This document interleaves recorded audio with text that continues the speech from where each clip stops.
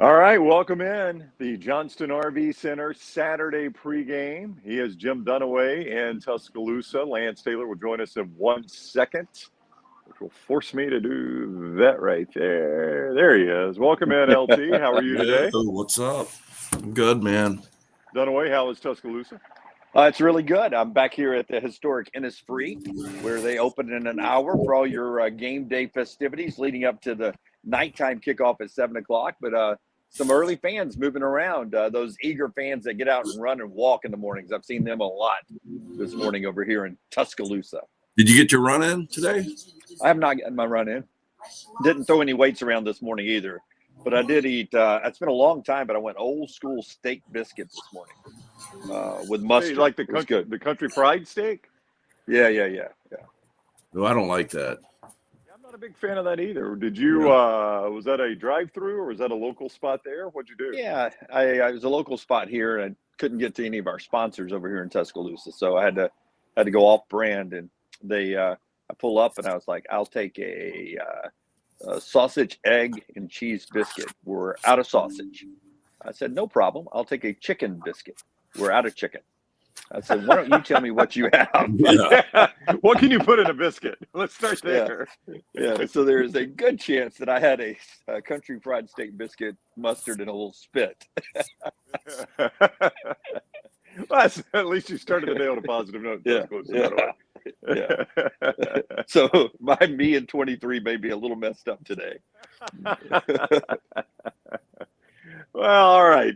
It is a big college football Saturday. Of course, Dunaway is in Tuscaloosa for Bama, Texas A&M. We've got LSU, Tennessee coming up. There is some news out of that game. I know we start with the 11 o'clock games. We'll get to that in a second from Bruce Feldman. Also, we have got Auburn at Georgia. And right before we went on, I sent it to our group chat. I don't know if you guys have looked at it yet. Malik Herring of the Georgia Bulldogs retweeted a video from Brandon Council from the Auburn press conference where he says we can demolish them. Malik Herring says, well, the wait is over. In other words, if you're going to demolish us, today's the day you're going to get to try to do it. So a little social media chippiness in the Auburn-Georgia game.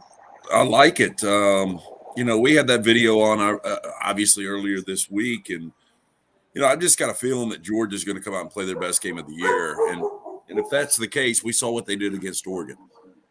Yeah, I will tell you that I appreciate Malik using our social media platform, sending that out, spreading the word over to Dog Nation over there that we carry a lot of good content here at the Next Round and Double Down Media.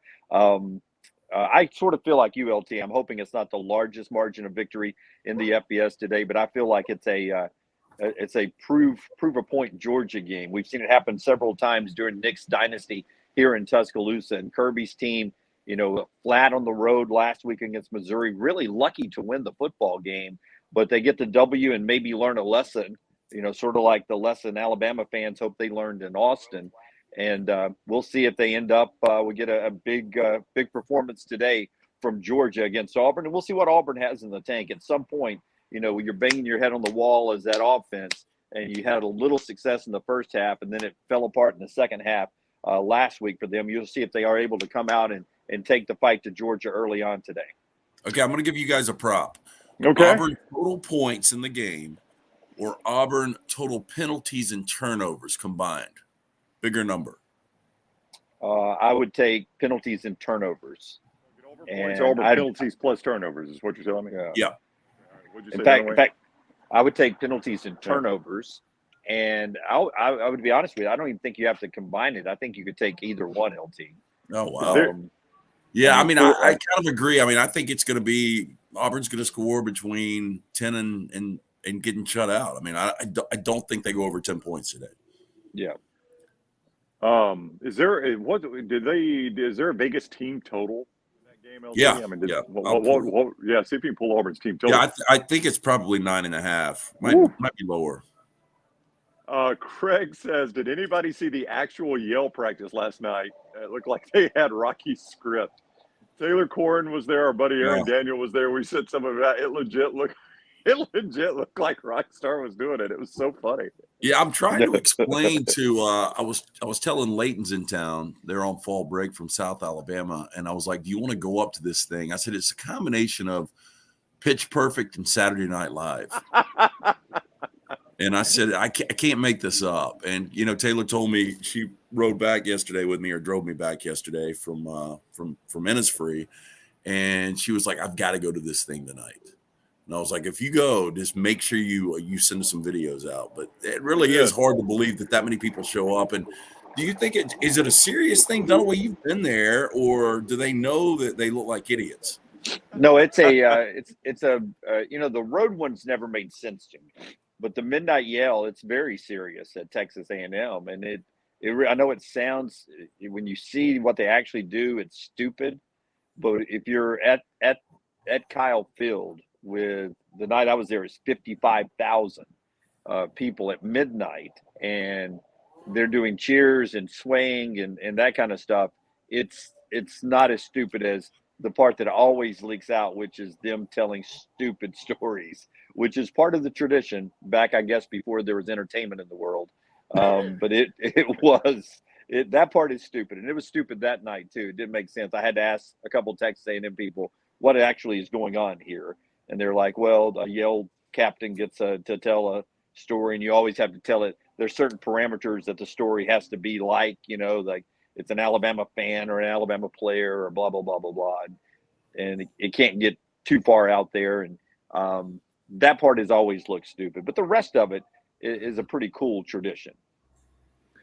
All right, it is the Johnston RV Center Saturday pregame. Listen, Johnston RV Center is rolling the 2022s out of the way to make room for the 23s. That means you get great deals there at our buddies at Johnston RV Center, I-65 exit 304 in Coleman, 334 in Decatur. Let me give you an example. I'll just give you a couple examples throughout the show. If you're looking to upgrade a fifth wheel, what about a 2022 Wildcat 302BH fifth wheel? Just $399 a month with 10% down and approved credit. JohnstonRVCenter.com. JohnstonRVCenter.com. Also, thank you to Champy's World Famous Fried Chicken. Great idea for your tailgating today. If you are watching us on YouTube, please make sure you've hit that thumbs up already. Subscribe if you have not subscribed.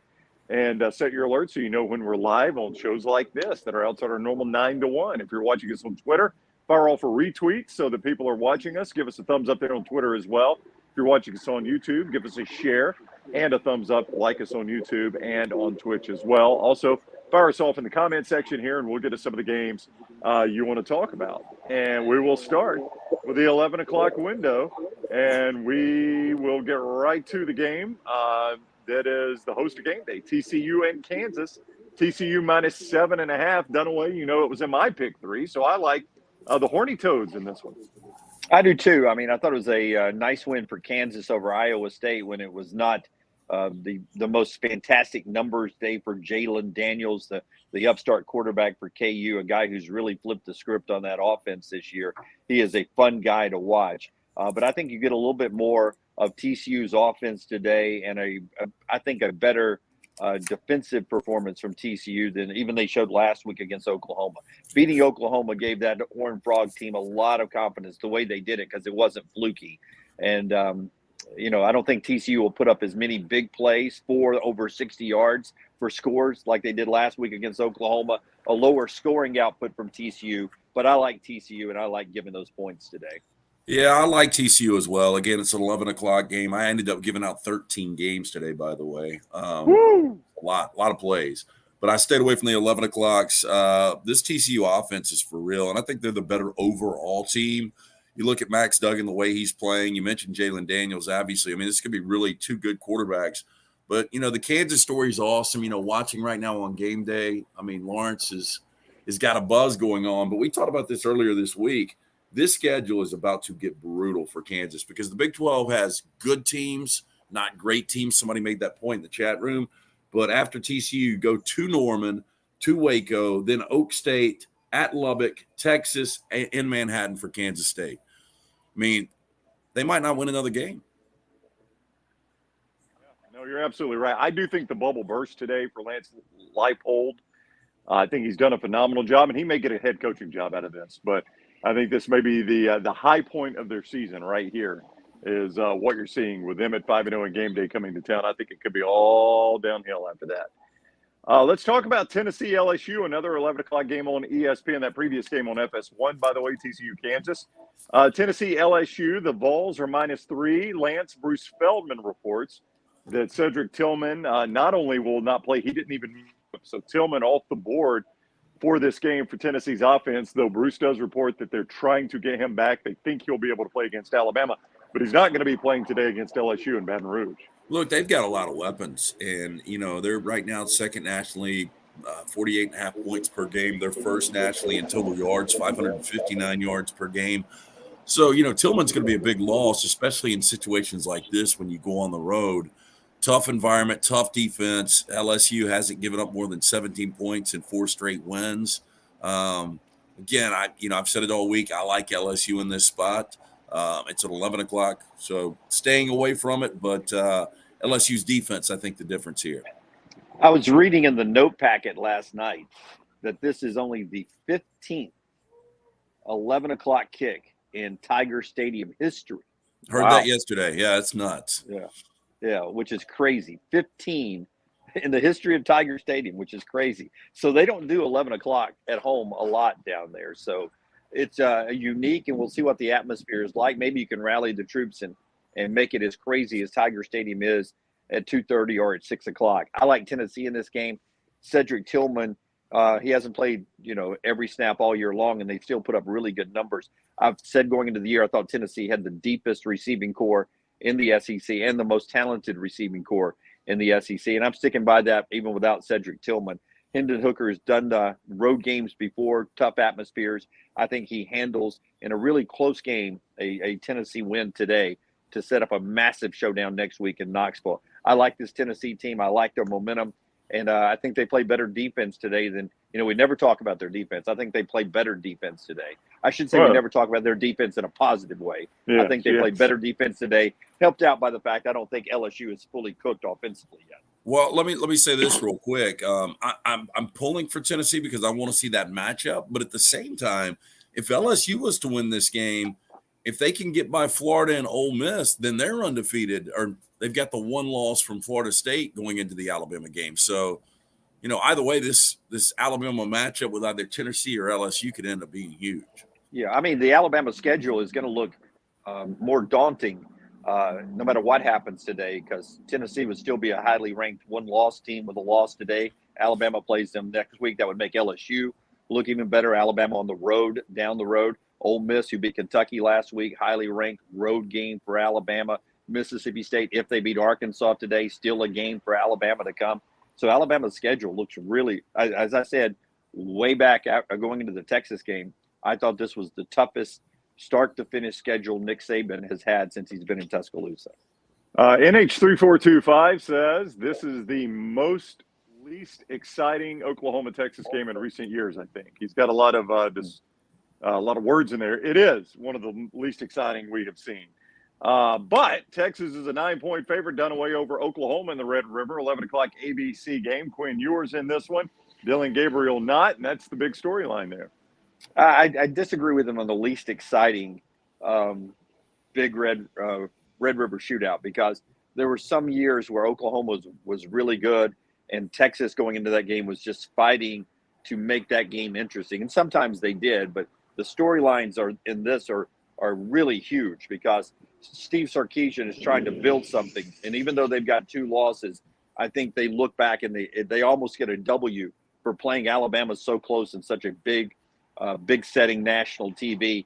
I think a lot of people walked away from that game really thinking positively about what Sarkisian is doing in Austin. Then they lose on the road at Texas Tech, an overtime loss, it happens in your conference. It is this game right here that decides whether that Texas Tech game is going to be an outlier, or is it going to start trending to another 3, 4, 5 loss season for Texas. So I think it's huge for Sarkisian.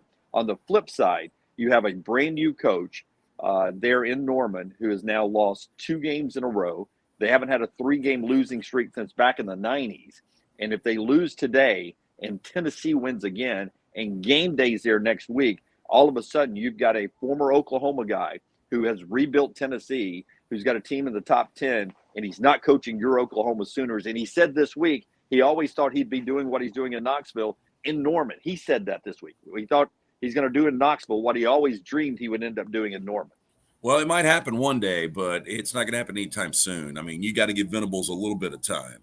I know Oklahoma fans, they're not used to this. You mentioned John Blake was the last coach that lost 3 consecutive games. I do think I'm not nearly as excited about this game as I was last year. I mean, this is the first time since 1998, neither one of these teams is ranked.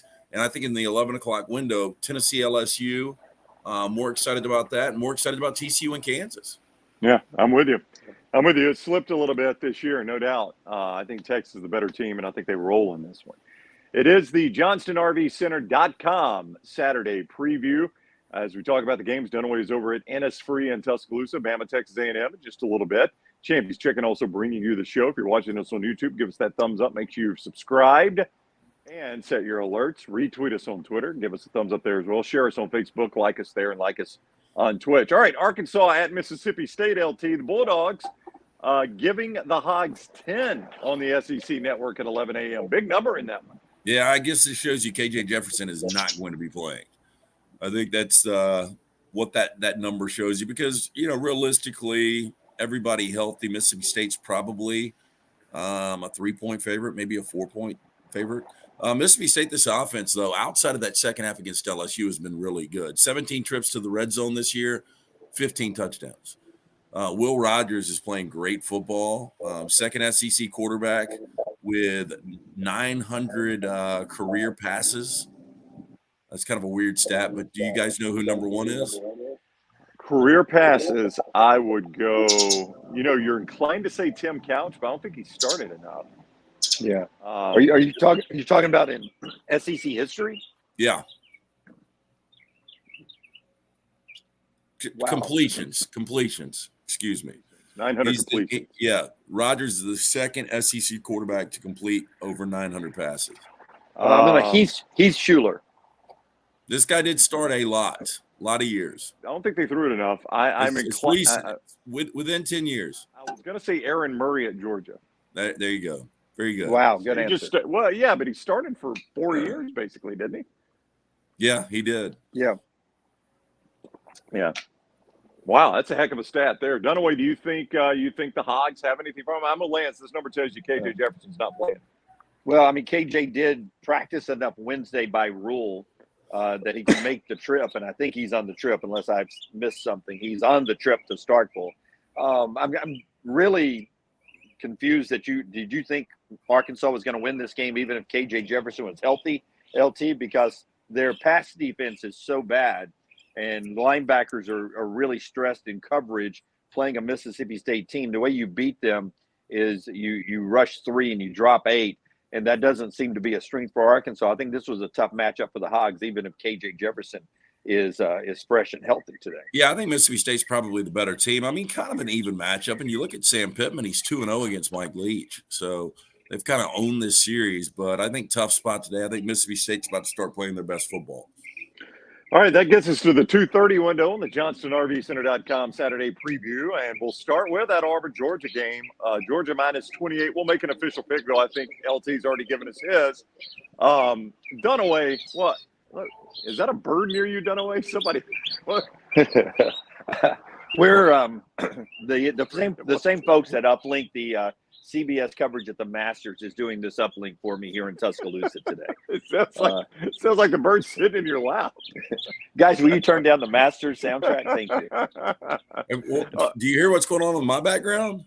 No. It's the battle of power tools around here. We got the leaf blower back out. B Rich. I don't know what it is today. Let's do this. B Rich on YouTube says, LT, the first half Georgia Auburn line, Georgia minus 17.5. Seems like easy money. Georgia minus 17.5 first half. Does that feel like easy money? Look, I might end up being completely off on this game. It was funny. Back to our social media director, Taylor. Now she is an Auburn grad. She's like, I've just got this weird feeling Auburn wins this game today. And I was like, well, that weird feeling ain't going to happen for you.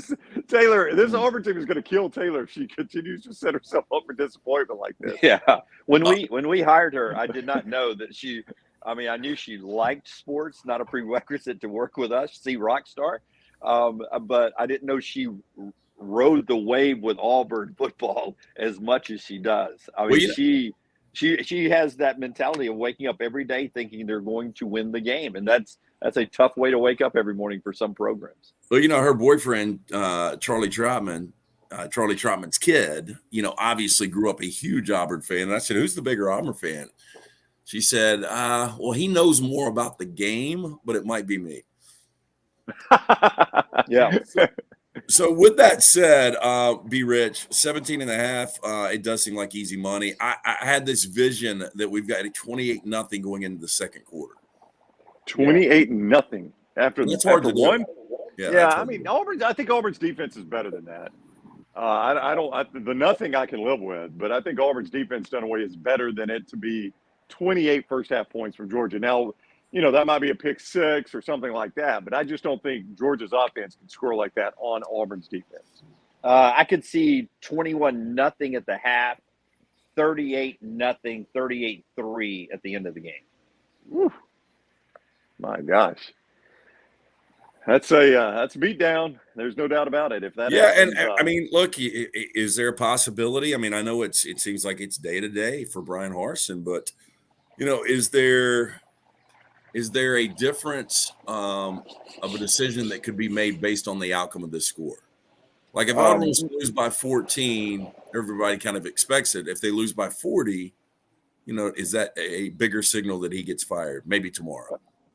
Brown, it's a good time now for you just to, share with what Hokanson was reporting yesterday. Well, I mean, yeah, Hoke yesterday, and we'll get Hoke on the show next week because he's been digging into some of this with likely candidates, people that have support. But he continues to maintain, Lance, that there's a good chance Harsin survives this to the end of the season. He said there are just several reasons they don't want to fire him. Now, Pete Thamel, I think, made a good point. Pete Thamel said in his report on Game Day earlier that Auburn is in the AD hiring process. They may not want the AD to come in his first act having to be fire the head coach. That's right. But, we'll hire you. We're going to go ahead and take care of the head coaching situation. Your first act is you get to hire a head coach. Welcome aboard. You're going to be in on the hiring process, not the firing process. That's right. And you can walk in and say, things like, I know it's been turbulent. And you may be griping that we just spent $16 million to pay out a coach. All that happened before I got here. I'm here to clean things up. We're going to run this program in a smarter, more fiscal way, and we're going to be more successful. Yeah, you never let the new guy fire the old guy, right? That's something Trev Alberts inherited, and he waited an extra year, probably to the detriment of Nebraska, waited an extra year because he didn't want to take the job and fire a former national championship winning quarterback right out of the gate. So he let that play out an extra year. You wouldn't want to do that with the new guy at Auburn. That's a great point from Pete. All right, 2:30 window also on Fox. This is a fascinating game to me. Utah is in the Rose Bowl to take on UCLA. Top 20 matchup here. Utah road favorites in this one, minus the 3.5. LT, I know you and I don't always get the Miami U up for Utah. You and I like UCLA, though, here in this spot, LT. Yeah, look, this is interesting. Chip Kelly's got this team playing really good football. Going back to last Friday, an extra day of rest for them. That hostile environment that's the Rose Bowl. I heard hear yourself thinking that place. I heard Bobby Carpenter saying it's one of those great games to take kids to because they've got plenty of room to run around. Very kid-friendly environment. I was listening to Bobby on the way down, and he was talking to Chris Plank, who was doing the Red River Shootout on radio, and he was already in the Cotton Bowl hosting their show. And Bobby said, there are more people inside the Cotton Bowl Stadium right now getting, sweeping, blowing, lining up the field that'll be at the Rose Bowl for this national matchup. I guess this is a running joke for Bobby. I don't know, but I heard him saying that yesterday. Dorian Thompson-Robinson, Cameron Rising, who plays the better game. I think Utah's I don't want to say much better team. They are definitely the better team. Tough spot, though. I'm pulling for Utah, though. I don't know, man. Their schedule is more difficult than it once was, too. Yeah, and I know you've got investment reasons to pull for Utah. Dunaway, I'm kind of pulling for Utah. I would like to see that USC Utah game next Saturday night be an important matchup. I mean, if Utah's a one-loss team, USC still undefeated. If they could beat Washington State today, we'll get to that game in a bit. That's a critical Pac-12 matchup, and it's I think an 8 p.m. Central kick. So that gives us a good late night important game. Well, it really is interesting that we're here at Utah UCLA, and this really is a national championship college football playoff elimination game here in week 6. That's the great thing about college football. You get some of these during the regular season. So really it's a playoff game for UCLA. I don't think they can suffer a loss, run the table, and really get back into the conversation. I don't know if they'd have enough of a resume to get back into the playoffs and bump out a one-loss SEC runner-up or a one-loss Big Ten runner-up or somebody like that. So it's a big game for UCLA, and Utah can't lose their second game and still get to the playoffs. So it's a playoff-like, I don't know if it would be a playoff-like atmosphere, but playoff implications today, and could follow up to even a bigger Pac-12 playoff implication game next week. All right, stay with you, Dunaway in Tuscaloosa. Let's talk about this Big 12 game on FS1 in the 2:30 window. Texas Tech plus their 10 headed to Oklahoma State. The Cowboys in the top 10, one of the least talked about top 10 teams to me in America. We almost never mention them when we talk about top 10 teams, but there they are. They're laying 10 at home to Texas Tech. I mean, I can't remember the quarterback that was in charge of Oklahoma State before Spencer Sanders. I know LT can. He remembers tight ends who played at Fresno State from the 90s. Pasco. Yeah, but Spencer Sanders seems like he's taken a bazillion snaps. Yeah, I almost want to say it was Mason Rudolph. As crazy as that sounds. Yeah, can't be right.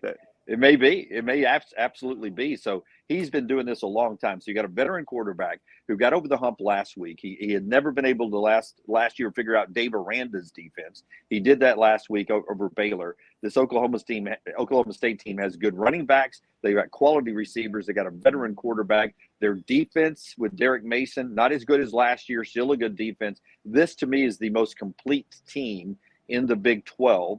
And Coach Gundy's been doing it a long time. This is the game that should scare them a little bit, right? They came off a revenge game, and now they got to handle their business against a talented Texas Tech team. But I think they do it today. And I think when it's all said and done, Oklahoma State is playing one of these wild card teams that spin the wheel of destiny in the Big 12. It'll be Oklahoma State against somebody in the Big 12 championship. Now, I do agree that Oklahoma State might be the most complete team. And by the way, Spencer Sanders has been starting since 2019. So this is his 4th straight year. So it really he's pre-pandemic. It might be Mason Rudolph. I'm trying to find that out. Oklahoma State, the win in Waco last week as an underdog, that was really their only test. They were coming off a bye. Before that, Central Michigan, Arizona State, Arkansas, Pine Bluff. They really haven't played anybody, but still a 12-win team last year that had an opportunity to go to a college football playoff. We don't give Gundy enough credit. He's 4-0 for the 3rd straight season.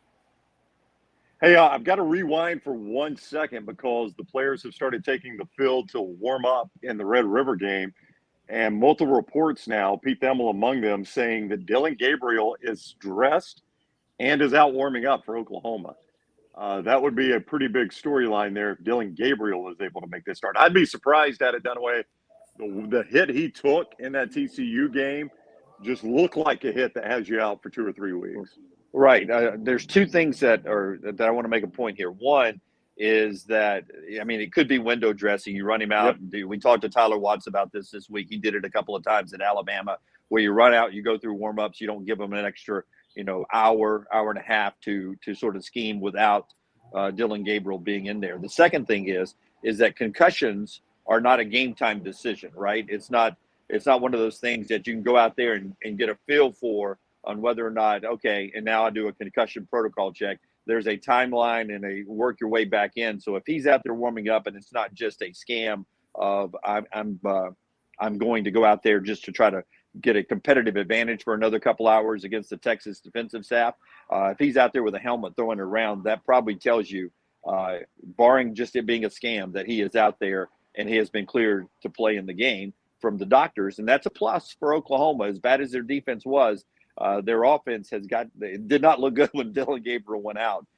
So I'm worried about them stopping Bijan Robinson in that game. That's the key for me. They got to stop him first, and they've been horrible against the run we saw last week. But if Gabriel plays, that makes this game a lot more competitive. Yeah, I agree with you, and it's a weird number even with Gabriel not playing. I know Oklahoma's defense has been horrible the last couple of weeks, but the optics of this whole concussion thing, and the NFLPA just approved a new concussion protocol, and based on going back to your quarterback, Brown, Tua, the optics of Dylan Gabriel playing after that hit, because how many times, if he does play or even if he doesn't play, will we see that hit again on this broadcast? Oh, there's no doubt you're going to see it, and that's the difference really in the NFL and college. In the NFL, it's very it's more above board than the college game because the NFL is the one making the decision, right? Not the teams. And you do have a players' union that can push back if something is not done properly. I don't know that you have that in college, and I'm not insinuating by any stretch of the imagination that Oklahoma is doing something untowards here, but I am saying in the NFL, like you said, Dunaway, in the you got a street sweeper coming by there, Jim. I'm on the road, man. There's going to be some noises, I promise. They're drying the track so Dunaway can get back out there to finish the race. But in the NFL, to your point, Dunaway, Tua, for instance, there's an injury report at practice every day, right? Tua was out. That's Tua right. was out. Tua was limited. Tua is probable, and then he's ruled, Tua's already been ruled out for the Jets game. You just don't get that in college. So you're right. It could totally be window dressing. It's a different world when you're trying to do NFL in college. And there are penalties and fines and loss of draft picks and all that on the table if you lie about injury reports and misreport things in the NFL. There is none of that in college where you can't actually dress a player up and let him go out and try to scam everybody before the game, and including bettors who all of a sudden are, Dylan Gable's going to play? I'm going to take Oklahoma in the points. And then he ends up no helmet. He's on the dress clothes sidelines when they come back out of the tunnel. But I could see us one day, LT, to your point, get to a place where there's not one person in charge of that in college football, but maybe every power conference, every SEC, Big Ten, ACC like conference has a medical board that isn't tied to any school that would come in this situation and say, no, Dylan Gabriel is ruled out this week by the league office. All right, let's go to let's continue in the 2:30 window. One more, its own stadium. UAB homecoming, the Children's Harbor game. They're a 9.5-point favorite over Middle Tennessee. LT, the UAB Blazers, I would say a surprising 2-2. I think a lot of people thought this team would be 4-0 at this point. They are not. They've had a couple of tough losses to Liberty and Rice, probably both games they should have won. Yeah, and I think two good teams. Obviously, Middle Tennessee State, we saw them physically dominate Miami. Chase Cunningham, really good quarterback. I don't know why this number is so large. Oh, wow. I almost gave out the Blue Raiders. I stayed away from it. I know one of you two had it in your pick three, Dunaway. I think it was you. I think it's, and if you were to drop this game at home to drop to 2 and 3, it's not going to be good. Yeah, that would be disappointing to be 2 and 3. But if it's a tough part of the schedule, I mean, they have beaten Georgia Southern. Remember that, a team that won at Nebraska. Now you're getting MTSU, the team that won at Miami. But to go back to, both of those games, neither one were flukes. That MTSU game, I mean, they dominated from the get-go Miami, and they pushed Miami around down in Coral Gables. And I think it's going to be one of those very physical, very quick running type games today. And UAB's got to put their big board pads on. I'm not saying UAB doesn't win the game. I wouldn't be surprised if they lose it. But 9.5 is a huge number. To see them winning this game and winning it by 10 or more is why I played MTSU. I like that big 9.5 number there. And to think that MTSU can win the game, or it could be a field goal or a 7-point win for UAB. So I'll take the Blue Raiders. Hey, look, let me ask you guys this. So Bill Clark's final season, 9 wins last year. The expectation this year was probably 8, 9, 10 wins. If I put the over-under right now at 6.5 wins, would you guys go over or under UAB?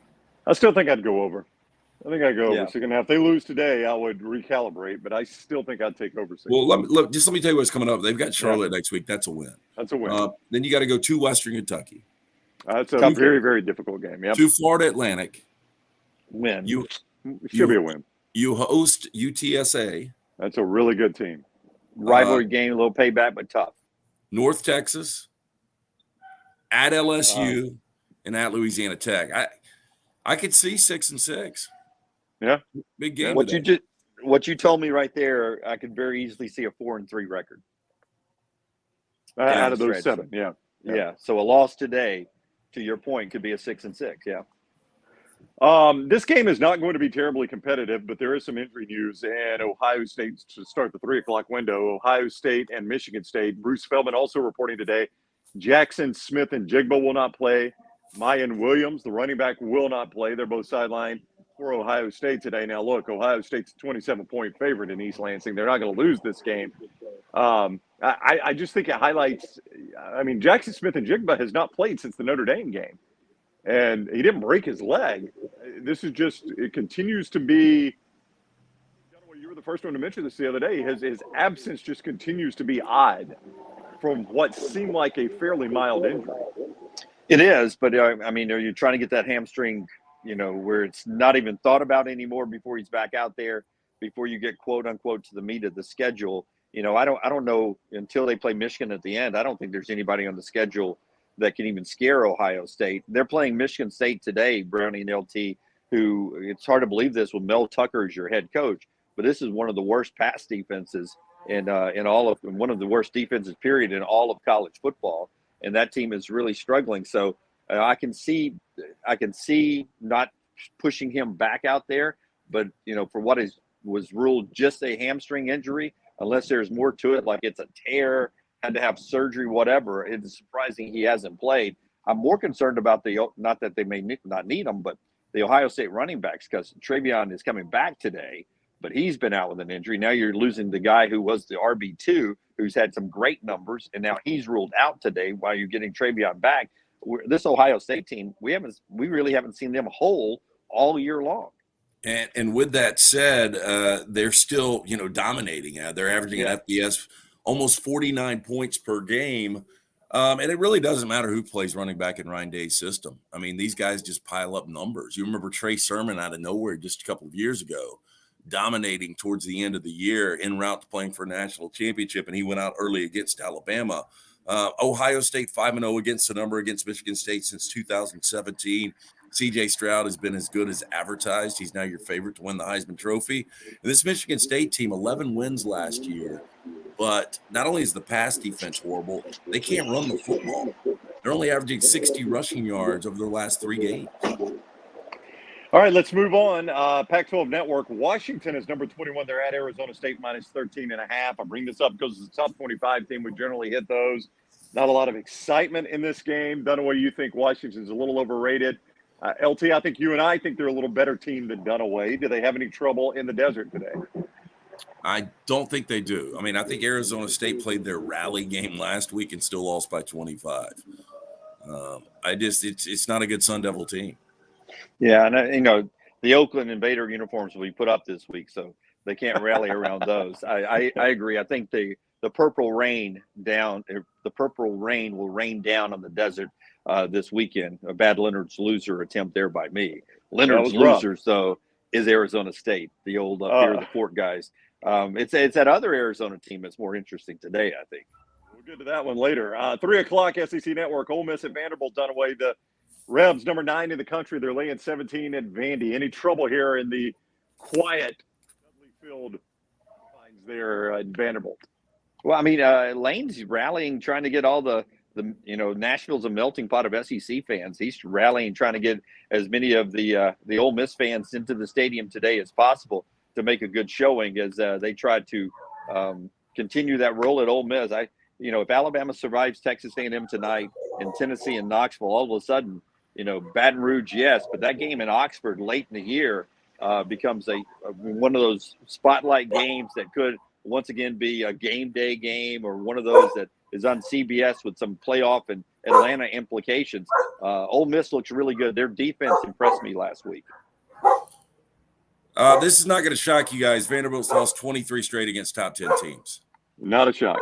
Yeah, an improved Vanderbilt team, and maybe this is a letdown. I could see this game go either way. I could see Ole Miss win by 45. I could see a tight game. Ole Miss escapes.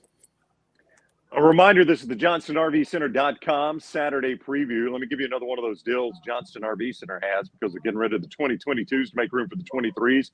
How about that Clipper 17 FQS, $179 a month with 10% down and approved credit? Great deals at Johnston RV Center. I-65 exit 304 in Coleman, 334 in Decatur. Always online, johnstonrvcenter.com. Thank you to Champy's Chicken as well. If you're getting a meal together for some college football watching at your place, or if you're headed to Tuscaloosa to tailgate, Champy's world famous fried chicken, Alabaster, 119 there in Alabaster. From the po' boys to the great chicken fingers to those tamales, the great desserts, great sides, you get it all there at Champy's world famous fried chicken. Thank you for joining us today. Dunaway's at Innisfree. LT and I here in Birmingham. Dunaway over there for Bama, Texas A&M. More on that in a moment. If you're watching us on YouTube, give us that thumbs up, please. Also, make sure you've subscribed and set alerts. Retweet us on Twitter. Like us there. Like us on Facebook and share us there. And also like us on Twitch. And you can drop your comments there in the chat room. And we'll get to those as we can during the show. All right, let's move to the 6:30 slate. Clemson is in BC. Dunaway, I know it's your favorite Boston College game of the year. McGrath is there. No, it's the red bandana game. Boston College at home, though, catching, I should say, 20.5 from Clemson in that red bandana game. Well, Molly's a former BC cheerleader, so she's Correct. back on the sidelines for this game. Sean McDonough is a Boston broadcasting legend. He's doing the game with Todd Blackledge tonight. But it does seem like, regardless of the record or the team, that BC rallies around this red bandana game. It's a spiritual game for them. They really lay it on the line, and I think they play, a touchdown or even more better than what they have on the sidelines usually. Clemson, I think, has been in this game before, the red bandana game, and so it's something that Dabo is prepared for. He knows the emotions of the game. He respects the game, and I like Clemson to win the game today. That number, can BC rally to get it just inside that number? That's a tough number for me, but I like Clemson today, and I like Will Shipley having a big game. DJ's playing good football. 14 touchdowns, only had 13 total last year. And, we're in the very beginning of October, not even midway through the season. BC's lost 23 straight games to ranked opponents. This is a disappointing BC team. I do think they play a lot better today. Clemson 2-8 against the number is a double-digit favorite since the start of last year. Fly, we'll pause for a second. Ask LT, guest singer tonight. The anticipation, I know, is killing Brownie. Do we have any ideas? We won't unveil it yet. Do we have a guest singer tonight? Yeah, and I think, I'm just going to go on and tease you, I think that they will be performing Purple Rain by Prince. Fantastic. Purple Rain performance. You'll miss this, Dunaway. You'll be live on 42. But it is a new singer altogether. Wow. What time are we going? 10:30? Right after, I would say right after Bama and Texas A&M. Yeah. Okay. Yeah, I will catch it. I'll catch it on replay on my drive home. It'll keep me awake at 1 a.m. whenever I'm driving home tonight. So make it good, boys. Y'all are on till midnight tonight, right? On 42? That's what I'm told. But don't, you don't have to promote another network to you watch here Next Round Live. You can catch us on CBS 42 on replay. Set that DVR on CBS 42. I'm not worried. We'll have our audience here. We'll be fine. People will come for the guest singer, Dunaway. Right. Be rich. Asked Dunaway, LT, are you going to give a teaser today? Yeah, I found it. Hold on one sec. Be rich. Dunaway, I was going to point this one out to you.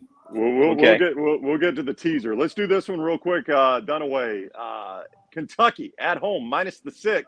South Carolina, another game where we've got injury questions with Will Levis, the Kentucky quarterback. As Matt Jones reports, not the finger that looked all messed up, it's something else. 6:30 SEC Network. If Will Levis doesn't play, this is a tough spot. You tell by the point spread, a tough spot for Kentucky. Yeah, Sharon at quarterback. He's a Kentucky kid, but he is unproven and hadn't really been in the big game. This just seems to me, LT, like the Shane Beamer rally the troops kind of game where, it seems like last year he won 1 or 2 he wasn't supposed to. This seems like this could be the one that he wins this year that he's not supposed to. We may get good Spencer Rattler today. Game in Columbia, Brown, or in Lexington? Yeah, it's in Lexington, Kroger Field. Lexington. That's an advantage Kentucky there, yeah. Yeah, you look at Spencer Rattler, a 33 QBR, dead last in the SEC. 7 interceptions, third most in the FBS. But we know the kid's got talent, so you're just wondering when that's going to bust out and he plays well. I think without Levis, Kentucky, I think they're going to have a difficult time, even with South Carolina's defense. But here are facts. South Carolina 0-4 against ranked opponents under Beamer, all 4 by 14 plus. They've lost at least by 14, so they haven't even been close in these spots. Wow. Yes, Jim. Can I change my pick then? I'm going to take Kentucky to run it right at South Carolina, and I'll take Big Blue. Hashtag BBN. 6:30 ESPNU, K-State on the road, a skinny favorite in Iowa as they play Iowa State. K-State -1, 6:30 ESPNU LT. I know you like this K-State team. This is a really difficult spot for them. No, it is. Watching Iowa State, their offense is awful. We talk about Iowa's offense and by Brian Ferentz and what a terrible job that he's actually doing there. But watching Matt Campbell's offense this year, without Brock Purdy, without Brees Hall, it's totally different. 11 points last week against Kansas. Kansas State's a different team this year. Adrian Martinez has been a difference maker. I don't know if he's a good play in daily fantasy today, Adrian Martinez, like he has been in recent weeks because of that Iowa State defense. But I like Kansas State in this game. And I think they started early in our show. We did a story when they named this rivalry Farmageddon. I thought that was one of those creative names. It's not like some of the Big Ten rivalries or Deep South's oldest rivalry, Iron Bowl, that kind of stuff. But do you think, like, if it's around long enough, 50 years from now, Farmageddon will be spoken by Reese Davis III on game day, and the reverence that you get with, battle for the old Oaken Bucket or whatever? If you're just looking for good rivalry names, Bedlam and Farmageddon are two of the best ones. Yeah, that's a good one. Yeah, I don't disagree with you. I think it would make more sense for Iowa State to be Farmageddon, but they already have the Cyhawks, so you can't really change the name midstream like that. I got to be honest, I've never heard Farmageddon. Oh, really? Have you not? Well, it's pretty new. No. It's pretty new, I think, right? Now, the movie Armageddon was actually on last night. I didn't watch it. It's the same thing, but with tractors. All right, Dunaway, Washington State. Wazoo is at USC. Number 6, USC, plus 12.5. The Cougars come to town to take on Lincoln Riley's squad. USC, right there in the top 10, looking to stay undefeated and set up that big match against Utah. Listen, if this game's in Pullman, we feel different about it. It's at the LA Coliseum, where I think Lincoln Riley's trying to build a culture of getting fans to come out and be crazy regardless of the opponent. But I like USC to win this game, and I like them to cover going into the Utah game. This USC team, now keep in mind, with all those playmakers who are transfers, the deeper we get in the season, that they've got a zero by their name, the more dangerous they become because they have been building chemistry week after week after week. So if you don't get this team here in the next few weeks, USC could be a real player for the college football playoffs. Yeah, I think the problem for the Cougs, they play really good defense. The Wisconsin win doesn't look as good as it once did. But if Cam Ward can play clean football, they've got a shot tonight. I don't like them. I like USC to win this game. And they're just – when you watch their defense, it's all about creating turnovers. 15 turnovers already. They're plus 14 first nationally. Caleb Williams is playing great. Travis Dye. They finally have established that running game. USC's they're much better than I thought they were going to be. Let's go to the desert. I've got the teaser, by the way, if you want me to give it to you. Okay, let's do that. Let's do that before we do Notre Dame BYU. All right, here is the JohnstonRVCenter.com Saturday preview, also presented by Champy's World Famous Fried Chicken. LT gives us a 3-game teaser every single week. Here we go. Here's how to make it. Here's how to get rich, LT. Florida minus 1.5 against Missouri. Okay. Wisconsin on Pickett at Northwestern. Okay. All right. First game with Jim Leonard. Yeah. All right. And USC minus 2.5 against Washington State. That feels easy. Yeah. The one that scares me, it's crazy to say, the one that scares me the most in that whole scenario is Florida, Missouri. I don't know why, but that one scares me the most. Okay, if you took Florida out, what about Oak State at a pick against Texas Tech at home? Then that would be the one that would scare me the most. Because I think Texas Tech could pull the upset today. It's the Big 12. It's wild. But I would go stake. And take your original teaser. I would take Florida, Wisconsin in a pick, Florida minus 1, and I don't want to do USC. I don't want you to jinx USC. if you'll remove USC and put in the other. Yeah, then we'll come back to it then. All right, we'll come back. Stop the show. I thought you were setting one up for me that I would like. That was for the people. That wasn't for Jim. I mean, he'll let all of you guys make money, but not me. Very good. We'll circle back at the end after we give our Alabama and Auburn official picks, and we'll see if we can bait Dunaway in here. In the desert, though, this game in Vegas, NBC 6:30. Notre Dame has had BYU. BYU's got the number next to their name, but they are the ones laying points here. This has been, LT, a little bit of a disappointing BYU team. Yeah, Jaron Hall's playing really good, though. He's completed 70% of his passes. Very, very good quarterback. Again, I've said it a million times. Tyler Algier, they really miss him running the football. It's a different BYU offense this year. Notre Dame looking to avoid their first 2 and 3 starts since 2016. By the way, I think we tend to forget that one bad year from Brian Kelly. They went 4-8 that year. I don't know, man. I thought coming into the season this would be a game Notre Dame would be a slight favorite. They're a slight favorite. I don't really trust either one of these teams. I don't either. This is the Shamrock game, so it's not the traditional uniforms for either one of these teams as they played in Vegas. And I think it was Matt Berry last week on College Football Final that made the point that it's Notre Dame, the college football flag bearer of the Catholic Church, and then BYU, the flag bearer of the Mormons, playing in Sin City. You know, what could go wrong there? That was Matt Berry last week. It's a great point why these two have decided, of all places to play, Vegas is going to be the Holy Land that they're going to play this game in. There's something about Notre Dame and Marcus Freeman that seems like this game has to be more important for them to keep some momentum going for what they did in recruiting in the offseason and what they did in a loss to Ohio State. When you lose at Marshall, you sort of lost every bit of momentum there. I like Notre Dame to win this game in what I think will be an ugly contest, really low-scoring, ugly contest. In the ACC, 7 o'clock tonight, Dunaway, Florida State at NC State, number 14. NC State favored 3.5 in this one in Raleigh. Yeah, I mean, who picks up the pieces after disappointing losses, right? NC State thought that, hey, we can get Clemson again. We can be in the ACC championship game. They get it handed to them last week at Death Valley. And then Florida State thought they had it going, getting a limping Wake Forest team coming in, and Wake Forest handled the loss well. So who handles the loss better? I'm going to go with the veterans, the guys who have been on top longer than Florida State. I'm going to go NC State in this game here. And, again, very close contest, though. But I think Devin Leary bounces back and maybe plays his best game of the year. Well, he needs to. They're 95th nationally in yards per play. In games against East Carolina, Texas Tech, and Clemson, Devin Leary, 2 touchdowns, 2 interceptions. He just hasn't played good football this year. And Jordan Travis actually looks like the better quarterback, at least this year.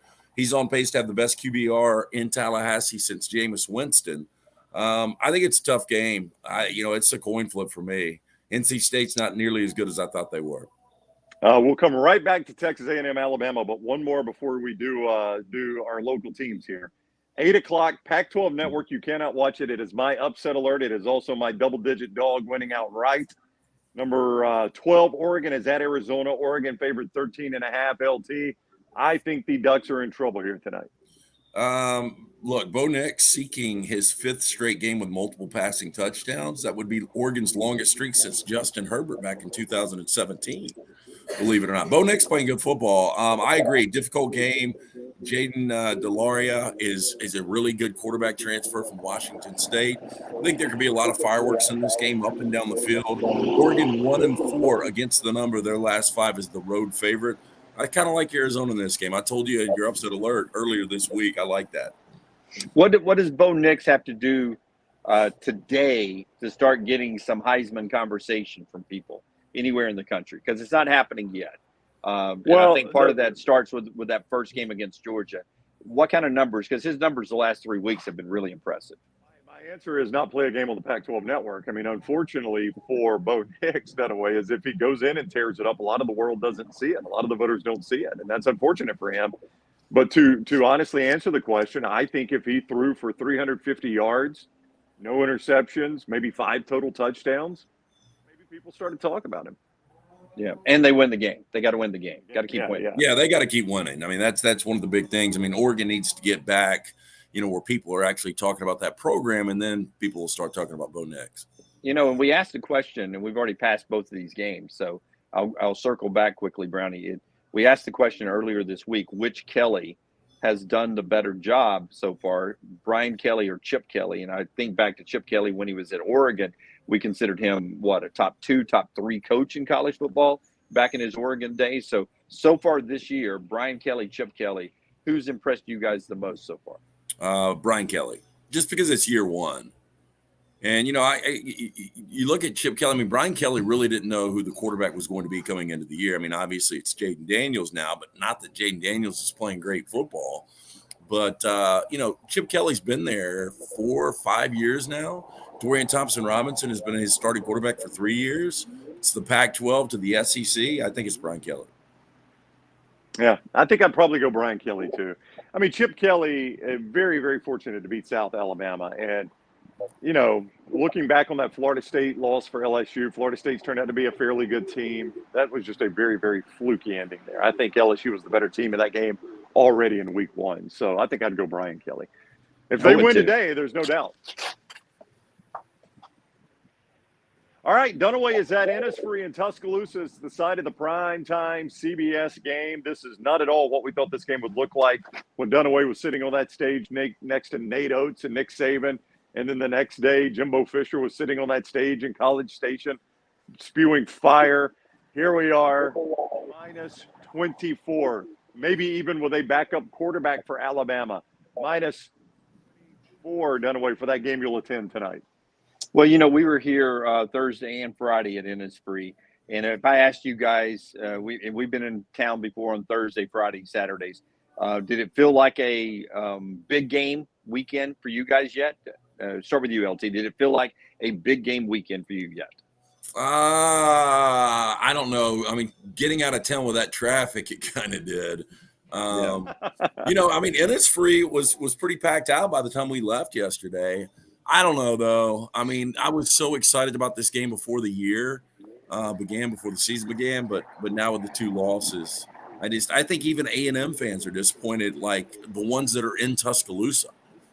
Yep, and I agree with you guys that it feels like it's a home game. So it's a good game.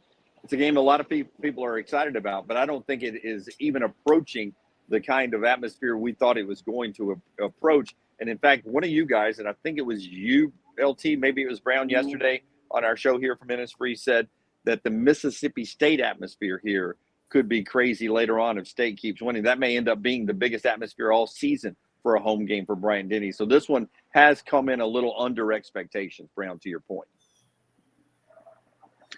All right, so let's make the picks then. I think, Lance, we know where you stand on Auburn, Georgia. Minus 28, you're willing to lay those 28 points and sleep easy. Yeah, it's my favorite play of the day. So, yeah, I'm laying the 28. I think they might be covering at halftime, or I think they will be covering at halftime. Dunaway, Auburn plus 28 at Georgia. Where do you like it? Yeah. I like Georgia, and I will give the points as well in that contest. Again, I think it comes down 38-3, 38-0. I like Georgia minus 28 as well. That's a clean sweep. LT, Alabama minus 24 playing host to Texas A&M. Where do you play this one? Well, I don't even know if we've talked about this, but I've heard that Bryce will play or will dress, but will only play if necessary. So I'm hearing it's Jalen Milroe the entire game. I don't know what you guys have heard.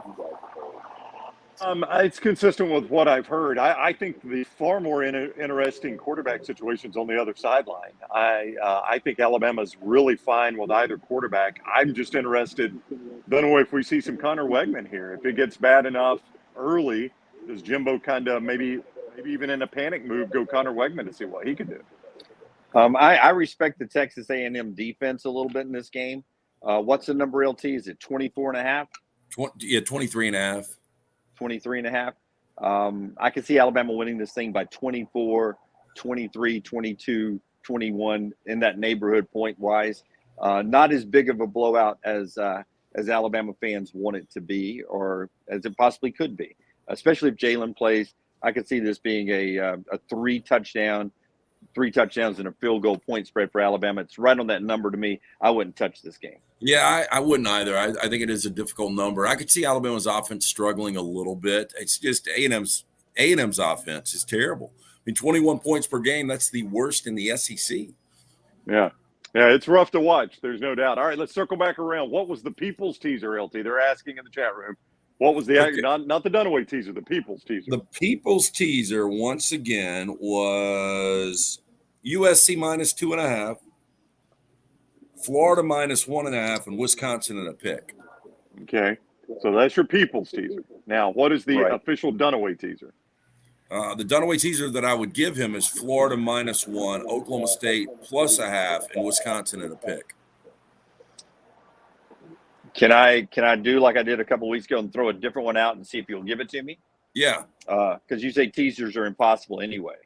I think I could get MTSU at 19.5. Is that right? Could I get MTSU at 19.5? Yep. Could I get Iowa at 13.5? Is that possible? Yep. And could I take your Florida minus 1? Could that be my teaser? Yeah. I take MTSU plus 19.5, Iowa plus 13.5. I mean, are they even going to score 13 points in that game? And Florida minus 1, all they basically have to do is beat Missouri, and MTSU just has to really get off the bus and stay within. That's all they got to do. Yeah, so that's the one I'll take for a stake right there. Okay, you're down. All right, I'm down. We got an official statement. 446. I want to put a quarter on this teaser.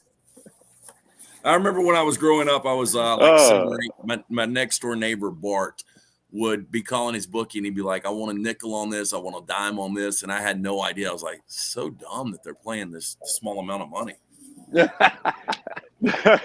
Hey, do you remember, LT, when I was a little kid, I was like, teenager, worked at the golf course in my neighborhood, Indian Oaks Golf Course, and there was a guy there that owned a printing shop.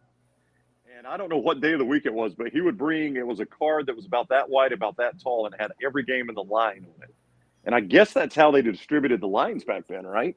Well, the way we did it, when I booked in Tuscaloosa for years, is every Monday we would print out, it was I forgot where we got it from. It was a Vegas rotation, and we would hand out the line sheets, and it was like the most excited the fraternity, my fraternity brothers would get, and other fraternities we'd go around and pass them out. It was basically a solicitation to gamble with us. But you had the one line sheet, and I remember everybody at games had it in their back pocket with all of their notes on it, the game, who they'd taken.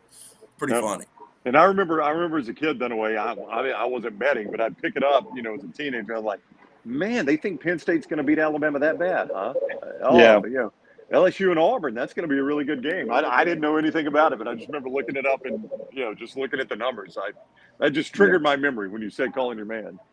And, same way with me. I would pick it up as a child. I didn't know anything about it, and nothing has changed 50 years later. All right. Thank you to JohnstonRVCenter.com for giving us the show today. I-65 exit 304 in Coleman, 334 in Decatur. They're clearing out the 2022s to make room for the 23. So you get great deals right now. JohnstonRVCenter.com. Also, thank you, Champy's world famous fried chicken. Great for all your tailgating or your dining in options. Thank you for joining us on Twitter, Twitch, Facebook, YouTube. Share us, subscribe, follow us at Next Round Live on the social media. Give us a thumbs up wherever you're watching us.